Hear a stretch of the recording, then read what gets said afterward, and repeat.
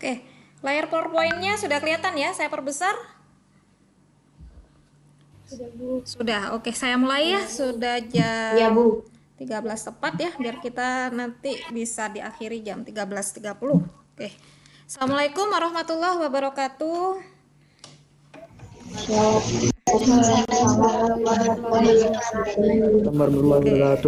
Oke, perkenalan dulu sebentar. Kenalkan, nama saya Ayri Nurwidyastuti, guru IPA, juga wali kelas kalian. Kalau rumah kebetulan di Python ya, di Tanjung belakang Man.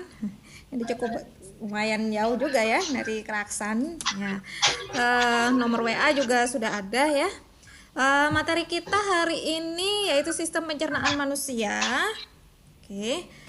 KD yang ingin kita capai yaitu yang pertama, menganalisis sistem pencernaan pada manusia dan memahami gangguan yang berhubungan dengan sistem pencernaan serta bagaimana upaya menjaga kesehatan pada sistem pencernaan. Kemudian yang kedua, menyajikan hasil penyelidikan tentang pencernaan mekanis dan kimiawi. Oke. Indikatornya, ada beberapa indikator yang ingin dicapai. Yang pertama, mengidentifikasi jenis-jenis bahan makanan serta kandungan bahan makanan dalam kehidupan sehari-hari melalui uji bahan makanan ya, yang sudah kalian praktekkan kemarin. Menjelaskan fungsi dari bahan makanan, menganalisis kebutuhan energi sehari-hari, kemudian menyebutkan organ-organ dalam sistem pencernaan manusia, menjelaskan keterkaitan struktur organ pencernaan dan fungsinya, kemudian menjelaskan proses pencernaan dalam tubuh manusia serta menyelidiki kandungan nutrisi pada makanan. Ini harapannya indikator yang ingin kita capai. Oke ya, kalau lihat makanan ini pastinya jadi lapar ya. Ini ada makanan roti sedang makan, kemudian minum susu ya, nasi goreng. Nah, sebenarnya setiap makanan ini memiliki kandungan kalori yang berbeda dan pastinya juga kandungan gizi yang berbeda ya. Kalian sudah belajar waktu di SD bahwa makanan ini ada yang mengandung karbohidrat, protein, kemudian lemak, vitamin dan mineral ya, juga serta air. Nah, oke, saya tidak akan bahas lebih lanjut ya karena ini sudah kalian pelajari. Nah, untuk uji makanan saya akan menyajikan pertanyaan, nanti yang bisa menjawab langsung dinyalakan mikrofonnya. Yang betul nanti saya beri nilai ya. Oke. Sebenarnya uji makanan ini seyogyanya memang ada 4 hal yang dilakukan, yaitu uji karbohidrat, kemudian uji protein, uji glukosa ataupun gula ya, dan yang kemudian dan yang terakhir adalah uji lemak ya. Pertanyaan yang pertama yang bisa langsung dinyalakan mikrofonnya ya. Larutan apakah yang digunakan untuk melakukan uji amilum atau uji karbohidrat? Ya, silakan dijawab. Oke, siapa saya, namanya? Bu, saya, Bu. Ya, oke ya. Siapa? Yang laki ini dulu. Bentar. Yang Muhammad laki. Faik, Bu. Muhammad Faik. Muhammad Ya. Faik. Ya, oke. Jawabannya apa Muhammad Faik? Larutan lugal atau biodin. Ya, bukan biodin ya. Oke, larutan lugol. Oke, saya ambil jawaban pertama. Faik ya. Oke. Ya, betul ya. Jawabannya adalah larutan lugol atau iodin. Nah, kenapa kalian kemarin eksperimennya menggunakan betadin? Karena kalau kita lihat kandungannya di dalam betadin itu sebagian besar adalah iodin, sehingga bisa kita gunakan untuk melakukan uji amilo. Oke, pertanyaan yang kedua. Larutan apakah yang bisa kita gunakan untuk melakukan uji protein?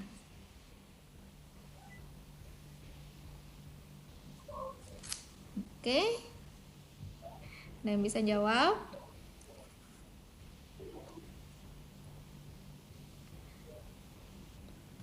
Larutan apakah yang bisa kita gunakan? Nanti lain kali the next meeting kalian bisa belajar dulu ya. Mbak Erin kalau tatap muka seperti ini. Jadi udah belajar dulu di rumah, jadi sudah tinggal menyampaikan materi. Kita lebih cepat nanti materinya tersampaikan. Ya, oke. Ada yang mau jawab larutan apakah yang bisa kita gunakan untuk melakukan uji protein?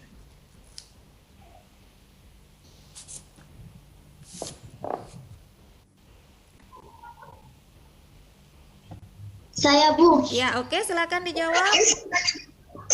Uji Uji Biuret. Ya, menggunakan larutan bioret. Namanya siapa? Nabila Zawatil. Nabila. Oke, Nabilanya ada 2 ya kelas ini? Ada 1 apa 2? Nabilanya di kelas 1 ya. Oke, 1 Nabila saja ya. Untuk uji protein kita menggunakan larutan namanya biuret. Kenapa di eksperimen kalian kemarin kita tidak melakukan uji protein? Karena biuret itu sangat sulit ya diperoleh dalam kehidupan sehari-hari, kecuali memang kalian membeli langsung yang namanya larutan biuret ya, dan itu cukup membebani kalau kalian harus membeli larutan biuret sendiri-sendiri. Jadi kita tidak melakukan eksperimen ini. Makanya sebenarnya kegiatan ini sangat disayangkan ya, dengan kalian tidak bisa bertatap muka. Padahal kalau ke sekolah praktikum sebenarnya ini sangat menyenangkan sekali praktikumnya ya. Biasanya anak-anak sampai sore gak mau pulang ini, apalagi yang laki-laki ya. Nah, berbeda dengan amilum ya. Jadi kalau tadi uji amilum tinggal diteteskan betadin, saya sudah cek semua laporan kalian, nanti bisa dicek nilainya. Ada di langkah kerja yang uji amilum itu ada yang menambahkan air. Nah, saya lihat satu anak, kalau nggak salah punya Lovely, insya Allah betul ya. Ingatan saya. Sebenarnya untuk uji amilum tidak perlu menambahkan air ya saat meneteskan betadin. Jadi langsung diteteskan saja itu sudah langsung bereaksi. Nah, berbeda dengan uji protein. Nah, karena itu berbentuk gel nantinya dan itu tidak mudah bercampur dengan makanannya, sehingga untuk uji protein itu harus dihaluskan terlebih dahulu, ditumbuk. Nah, diberi air ya, sehingga nanti berbentuk cairan, entah diletakkan dalam wadah, kalau di lab kan tinggal diletakkan di tabung reaksi. Kemudian setelah diteteskan dengan biuret, kemudian dikocok sampai tercampur rata. Nah, hasilnya jika warnanya nanti berwarna ungu, itu adalah mengandung protein. Nah, biasanya yang ungunya sampai ungu pekat ya, benar-benar tinggi proteinnya itu adalah putih telur. Nah, terutama kalau lebih mudah kalau praktek yang mentah. Karena kalau yang matang kan harus ditumbuk dulu tuh putih telurnya, yang rebus loh ya, tidak boleh yang digoreng. Karena kalau yang digoreng itu sudah mengandung minyak ya. Tapi lebih baiknya bawa yang mentah. Cuma biasanya kadang agak bau, langsung dibuang di tempat sampah ya habis praktek ya. Jadi dipisahkan antara putih dan kuningnya. Kenapa? Karena dua hal ini memiliki kandungan yang berbeda. Yang putih telur itu banyak mengandung protein, sedangkan kuning telur mengandung lemak. Ya, oke, bagus ya. Jadi menggunakan bioret. Pertanyaan selanjutnya, ya, larutan apakah yang kita gunakan untuk melakukan uji glukosa? Saya Bu. Saya Bu, yang pertama. Maaf ya, yang cewek yang pertama tadi siapa namanya? Siapa Bu? Saya Bu. Sudah stop ya. Yang pertama tadi siapa? Syafana. Oke, silakan dijawab Syafana. Menggunakan larutan Benedict. Ya, Benedict atau Vehling A plus Vehling B ya. Jadi kalian catat. Ini kadang sering keluar di olimpiade ya. Jadi larutan ini dua-duanya ini sama-sama populer ya, baik Benedict ataupun Vehling A plus Vehling B. Jadi kalau kalian beli larutan ada namanya Vehling. Nah, itu dua larutan yang berbeda. Ada Vehling A plus Vehling B. Nah, Vehling A dan Vehling B ini bisa dicampur dua-duanya ya, menggunakan air suling ya, Aquades ya. Kemudian ini bisa kita gunakan untuk namanya uji glukosa. Nah, atau kalau mau simple langsung aja beli Benedict ya, tidak perlu mencampur dua larutan tersebut. Nah, berbeda dengan uji protein yang tadi harus dikocok ya. Uji glukosa ini juga sama, dia harus berbentuk cairan karena nanti akan dipanaskan ya. Jadi ditumbuk dulu, dimasukkan ke dalam tabung, kemudian dia dipanaskan ya. Dan hati-hati dalam proses pemanasannya ya, karena khawatirnya nanti kalau terlalu panas cairan tersebut muncrat, apa bahasanya muncrat ya, keluar ya dan mengenai wajah kita. Mana-mana ya kalau pas panas terkena wajahnya ya. Jadi posisi memanaskannya harus diperhatikan. Nah, kalau nanti berubah menjadi warna merah bata, berarti makanan tersebut ataupun minuman tersebut ya itu mengandung glukosa. Nah, kemudian yang terakhir yaitu lemak. Kayaknya ini nggak perlu ditanyain karena semuanya udah bisa ya. Mengapa saya sarankan menggunakan kertas buram meskipun itu bisa diganti dengan kertas apapun ya? Karena struktur kertas buram itu kan yang paling tipis ya, sehingga lebih mudah, lebih peka ya, ibaratnya untuk mendeteksi lemak. Jadi setelah dioleskan saja sedikit saja, tidak perlu banyak-banyak ya, buah-buahan atau yang lain, makanan lain dioleskan sedikit. Kalau dia mengandung air, dibiarkan sedikit saja, sebentar saja itu akan hilang ya. Tapi kalau mengandung lemak, meskipun dianginkan itu tidak akan hilang transparannya ya. Oke, sampai di sini. Jadi itu poin untuk uji makanan, dan ini biasanya juga sering keluar kalau dulu ujian nasional itu sistem pencernaan itu yang keluar itu antara uji makanan, kemudian fungsi dari masing-masing organ dan gangguan pada sistem pencernaan, biasanya itu. Oke, sampai di sini ada yang mau ditanyakan dulu sebelum saya lanjut ke materi selanjutnya? Ada yang mau ditanyakan dulu? Oke, kalau nggak ada, saya lanjutkan materinya. Nah, oke, ini tadi ya. Nah, nanti reviewnya nanti saya share di Google Class ya. Tadi sudah saya jelaskan ya. Nah, deteksi Lugol atau iodin, atau kalian bisa juga menyebutnya kalium iodida. Nah, ada di laporan lagi, ada yang menuliskan warna ungu. Mungkin terkesan ungu ya, tapi itu sebenarnya bukan ungu. Makanya sedikit koreksi ya, ya tidak saya salahkan ya, mungkin dapat 98 kalau nggak salah laporannya ya. Itu sebenarnya biru tua, atau kalau kalian mau menuliskan hitam juga oke lah, nggak apa-apa ya. Biru tua, jadi biru dongker ya, jadi bukan ungu, lain ya dengan warna ungu. Nah, ungu itu jika nanti untuk uji proteinnya, biuret. Biuret itu sebenarnya bisa kalian buat sendiri jika kalian misalkan mencampurkan larutan NaOH atau natrium hidroksida dengan CuSO4 ya. Itu juga bisa nanti berubah menjadi reagen biuret ya untuk uji protein. Atau kalaupun kalian beli biasanya untuk kimia itu biuret langsung itu juga sudah ada ya. Kemudian yang glukosa tadi sama ya, selain Benedict juga Fehling A atau Fehling B ya. Ini contoh hasilnya. Oke. Nah, sekarang makanan sebaiknya mengandung 6 jenis nutrisi seperti yang tadi sudah saya sampaikan, yaitu ada karbohidrat, kemudian ada lemak, protein, vitamin, mineral, dan air. Ini sudah kalian pelajari. Nah, karbohidrat, lemak, dan protein dibutuhkan dalam jumlah yang banyak, sedangkan vitamin dan mineral dibutuhkan tubuh dalam jumlah yang sedikit. Mengapa kita butuh jumlah yang banyak? Ya, karena kita tahu bahwa karbohidrat itu sendiri adalah sumber energi ya. Protein dibutuhkan sebagai penghasil energi juga untuk pertumbuhan dan mengganti sel tubuh yang rusak. Bisa membantu untuk pembuatan enzim dan hormon, juga pembentuk antibodi ya, atau sistem kekebalan tubuh. Nanti kita belajar lebih banyak di sistem peredaran darah ya untuk sistem kekebalan tubuh. Lemak adalah unit penyimpanan yang baik untuk energi. Kelebihan energi dari makanan yang kita makan diubah menjadi lemak dan disimpan untuk digunakan kemudian. Ya, termasuk kalau kalian misalkan mengkonsumsi karbohidrat yang terlalu banyak, itu bisa juga disimpan nanti kelebihannya menjadi lemak ya. Oke, jadi kalian bisa menjaga berapa bagaimana pola makan kalian dan bagaimana asupan masing-masing dari karbohidrat, lemak, dan juga protein ya. Oke, apakah fungsi makanan? Nah, ini sudah banyak yang tahu ya. Sebagai sumber energi, bahan pembangun, pelindung, juga pengatur tubuh kita.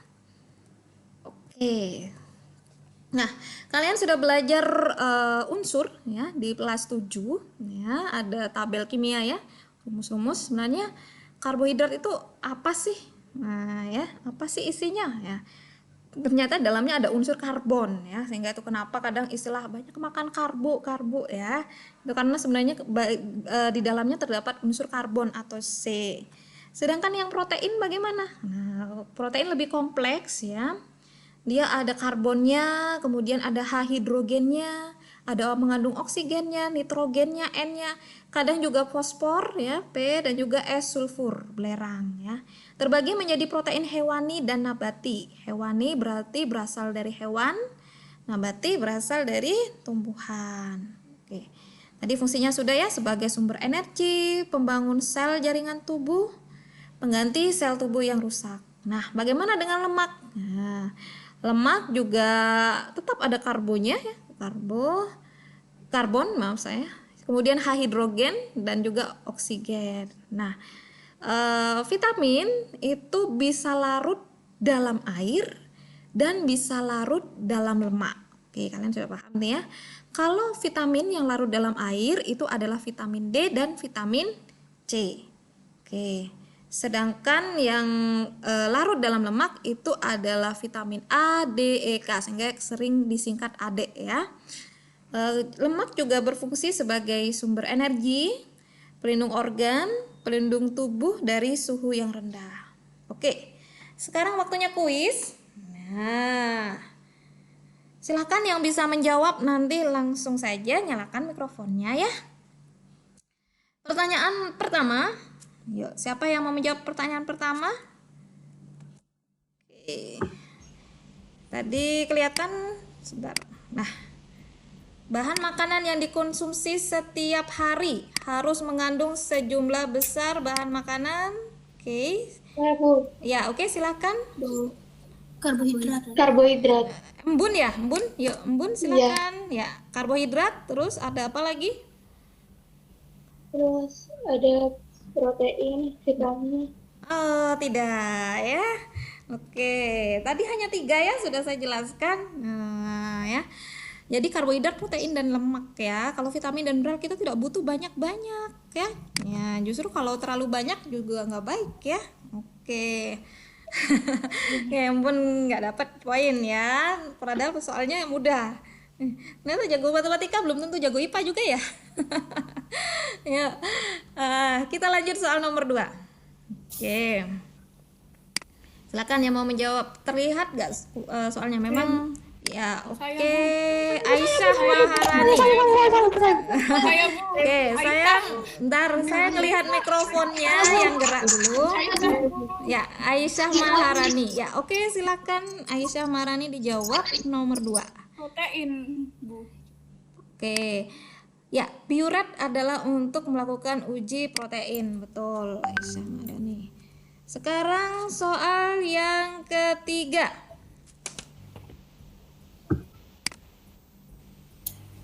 Saya Bu.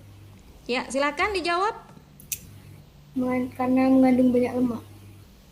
Siapa tadi yang jawab namanya? Syafana. Syafana. Karena Mengandung banyak lemak. mengandung banyak lemak. Saya lemparkan. Mungkin ada lain yang mau menjawab.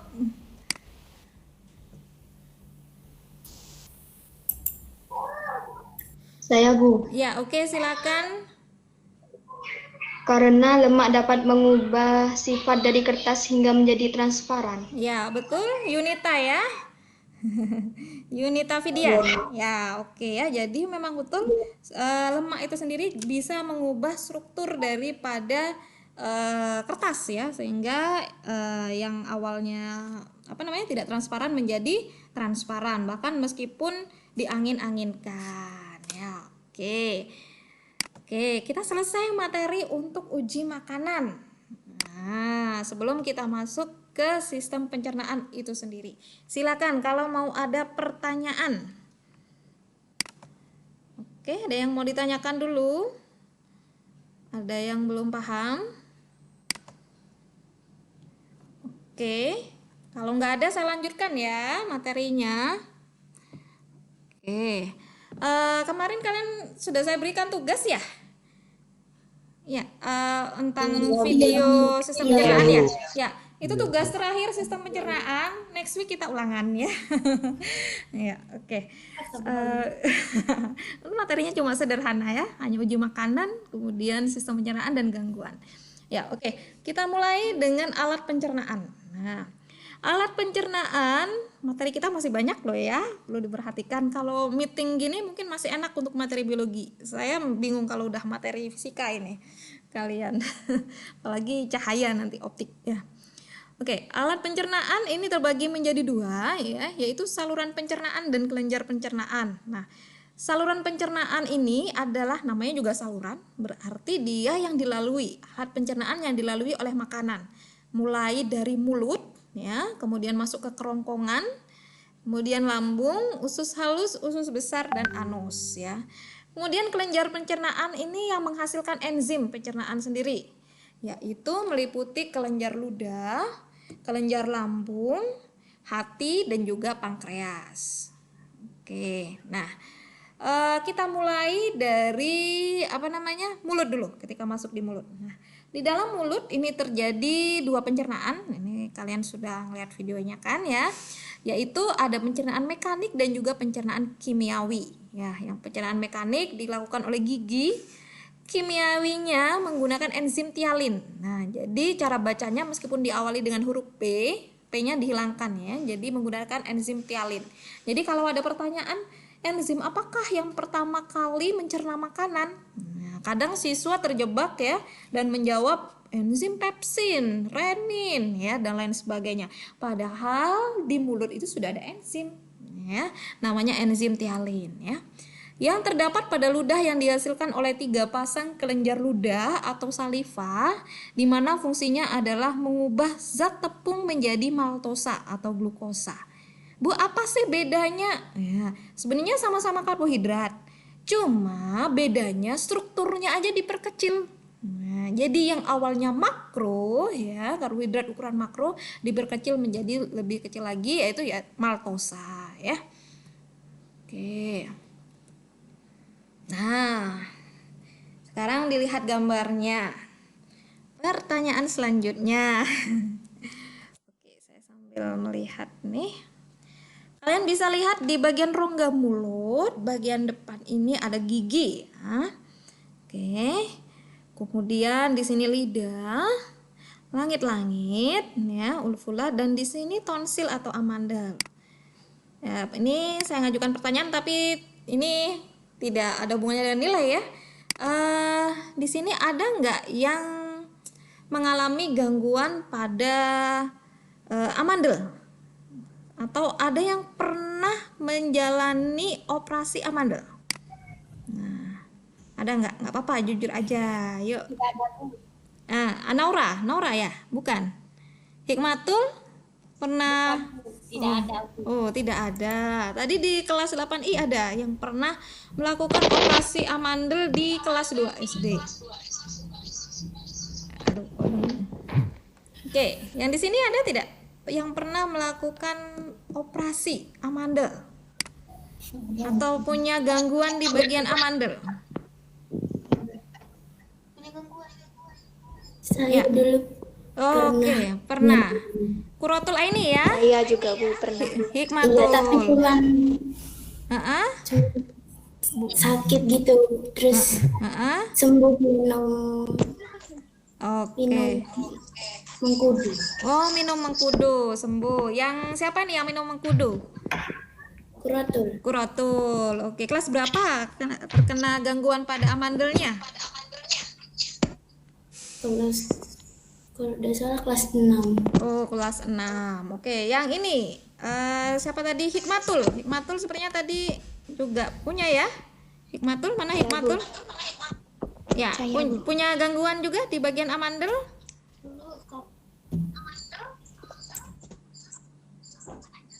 Pernah? Pernah. Oke, sampai operasi tidak? Tidak Bu, cuman hampir. Hampir. Gimana ceritanya kok bisa hampir? Dari Waktu itu- dokternya,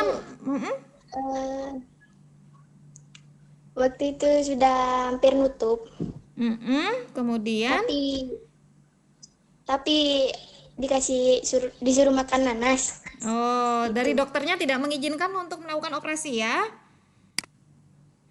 Bapak yang tidak bolehin Bu. Oh, bapak yang nggak bolehin. Oh, bagus sekali. Kamu nanti harus berterima kasih dengan bapaknya ya. Oke. Ini ada ceritanya ya. Oke. Terus ada lagi yang punya gangguan di amandel? Di bagian amandel? Oke, ada lagi selain Hikmatul dan siapa tadi? Kurotul, Aini. Oke, Yunita tidak ya? Oke, tidak ada. Nah, pertanyaan selanjutnya yang ini ada nilainya.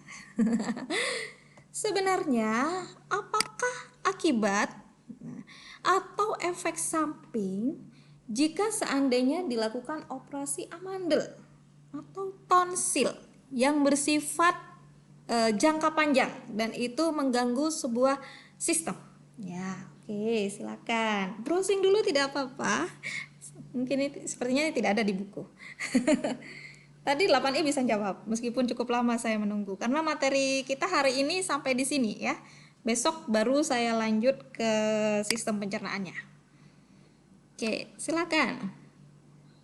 Saya Bu, Ya, oke, silakan Nabila. tenggorokannya terasa sakit. Oke.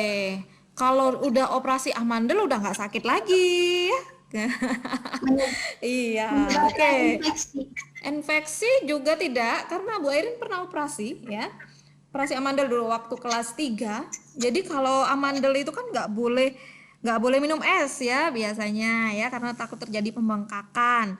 Setelah operasi karena takutnya ada pendarahan dan lain sebagainya, justru harus disarankan banyak mengkonsumsi es supaya tidak terjadi pendarahan tersebut, supaya mendinginkan daripada pendarahannya ya. Jadi harus banyak minum es. Nah, kira-kira apa dampak negatifnya jangka panjangnya dari operasi amandel? Jadi kan tonsilnya diambil itu nanti. Ada yang tahu? Yuk Aisyah mau jawab ini. Iya. Ya, oke, Saya mau silakan. coba jawab. Iya, silakan coba. Sulit bernapas, Mm-mm. terus suara mengorok, Mengorok. pendarahan di tonsil, Heeh. serta kesulitan mengunyah. Oke, masih kurang tepat karena sampai ini saya juga baik-baik saja bernafas ya. Ya, Mbak Airin pernah operasi amandel dan alhamdulillah tidur juga tidak mengorok. Ya. Ya, oke, saya berikan pada yang lain. Yuk, yang bisa jawab. Saya, Bu. Ya, oke, Nabila lagi. Ya, oke, Rasa silakan. sakit pada telinga. Siapa? Rasa sakit. Rasa Rasa sakit sakit pada telinga. pada telinga. Alhamdulillah Bu Arin tidak merasakan sakit pada telinga, jadi masih belum. Oke, silakan. Yuk, Saya, Bu. Ya, Muhammad Faik, silakan. Demam, batuk, flu.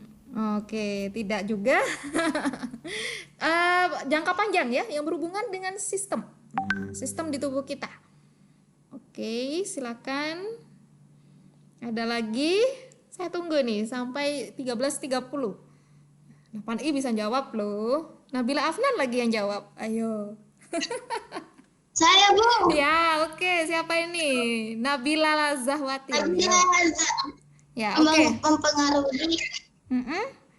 Mempengaruhi. mempengaruhi ketebalan dalam tubuh. Betul sekali. Ya, akhirnya ketemu juga. Browsing di mana, Nak? Ya, Nabila Zahwatil. Ya, oke. Setelah berapa kali mencoba menjawab ya. Ya, betul sekali ya. Jadi, nah tadi siapa tadi yang nggak bolehin sama ayahnya? Hikmatul ya, bersyukur sama ayahnya ya. Nah, jadi selain Bu Airin punya gangguan di tonsil, jadi memang waktu itu harus operasi ya, karena memang sudah nggak bisa ini sekali, sudah mepet sekali. Jadi mau nggak mau yang harus dilakukan adalah operasi amandel waktu itu ya.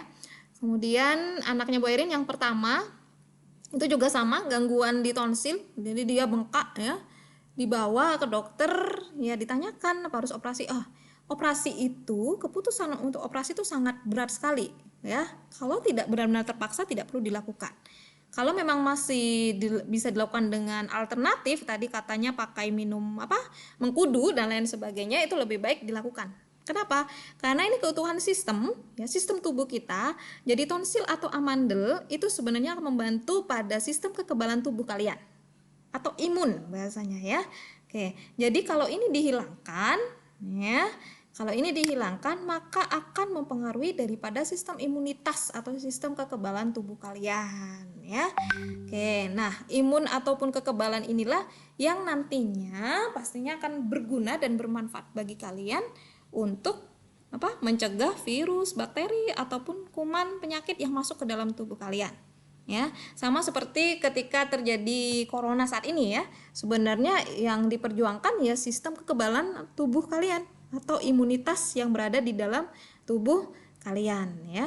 Sehingga untuk meningkatkannya itu nanti kita masuk dalam materi peredaran darah ya. Sebenarnya tubuh kita tuh sudah sangat sempurna. Allah sudah menciptakannya sedemikian rupa lengkap ya, dengan dibentengi juga dengan sistem pertahanannya ya, sehingga membuat tubuh kita tidak mudah terserang penyakit ya. Jadi yang tadi ayahnya tidak ngizinin dioperasi ya, bersyukur ya kamu masih lengkap sistem kekebalan tubuhnya ya.